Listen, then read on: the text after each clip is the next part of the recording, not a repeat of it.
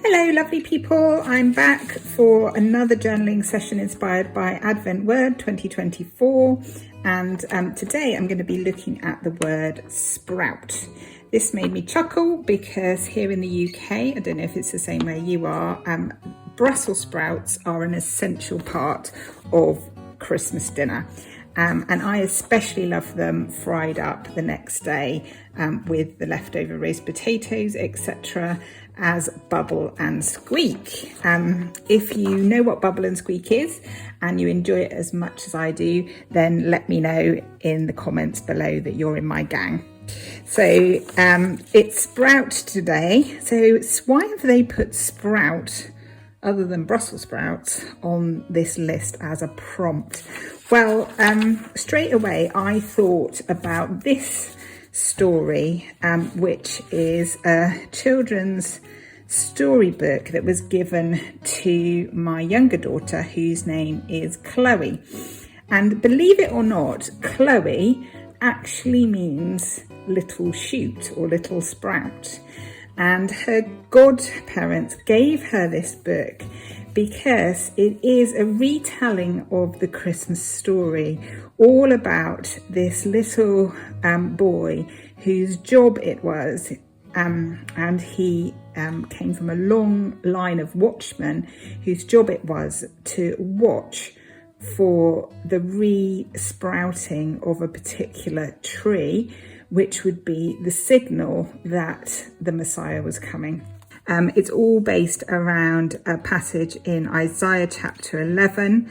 There shall come forth a shoot from the stump of Jesse, and a branch from his root shall bear fruit.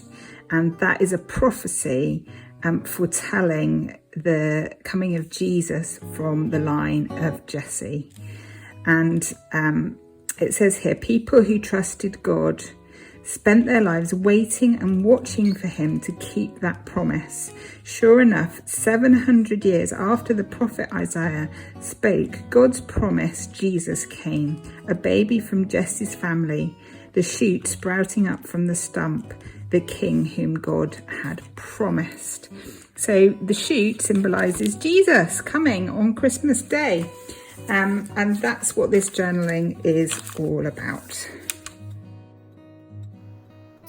So I've decided to start with some collage, as I often do, and I'm going with some lovely green papers today. Green is my favourite colour, and some botanical tissue paper to go with that idea of green shoots. I've added some gesso, and then I decided that I would do some slow stitching. I've sped it up for you so that you don't have to watch me do every stitch, but I'm really just doing a very simple up and down running stitch to attach two pieces of fabric to each other. And this just helps you really slow down, and I thought this was appropriate because of the period of waiting that God's people had, waiting for their Messiah to come. I have also found in my stash a little silver charm, which is a kind of leafy branch, or potentially even that green shoot, which I am also sewing on to my little patch. I'm going to attach it to my page now on the left hand side. And on the right hand side, I am going to do a stamp of this beautiful tree with a heart in the middle of it. So there is a sense of this tiny shoot growing up perhaps into this huge tree. This represents the journey of Jesus from the manger to hang on a tree, to hang on the cross, which then becomes for us the tree of life, which was of course the ultimate fulfillment of the promises of the Old Testament. But I was also thinking about our own lives, and maybe some of you guys are in a period of waiting at the moment. And I felt God remind me of the verse in Zechariah 4 verse 10. Do not despise these small beginnings, for the Lord rejoices to see the work begin, to see a plumb line in Zerubbabel's hand. So it may be that some of you are very frustrated with the small beginnings of something, whatever that might be for you, whatever your grand plans are for life, for work, for ministry, for your family, and you're frustrated about the pace and you're frustrated about the smallness of your beginning. But we know from the parable of the mustard seed that tiny things can grow into huge, amazing things in the kingdom. So don't give up hope, and don't lose hope in that period of waiting.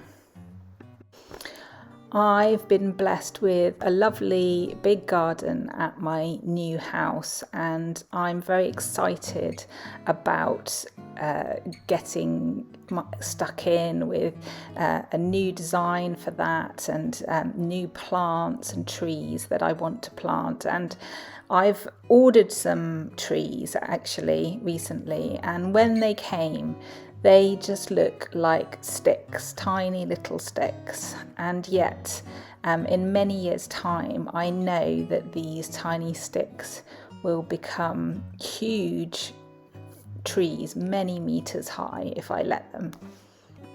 But I have to be patient and wait for these trees to grow. Now, I could have bought a tree that was much more mature to plant in my garden, but apparently it's not a good thing to buy a tree that is too old. It won't enjoy being moved, and it won't thrive because of the disruption to its roots. It's much better to buy a tiny little tree called a whip and just wait for it to grow. And as soon as it gets going, whoosh, it will really put on growth as the roots start to establish. So have patience, believe in the little sprouts in your life, and with God's help, they will grow. Have faith.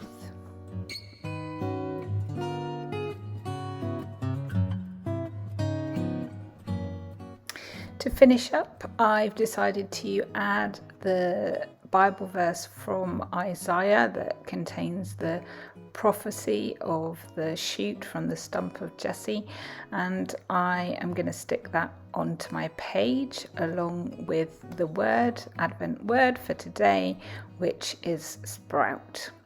Hope you've enjoyed watching me make this page. I'm really interested to see how you guys interpret the word sprout. So thank you for joining in with this Advent word. Make sure you're subscribed and you've hit that little bell so you will know when I post the next video. Bye for now.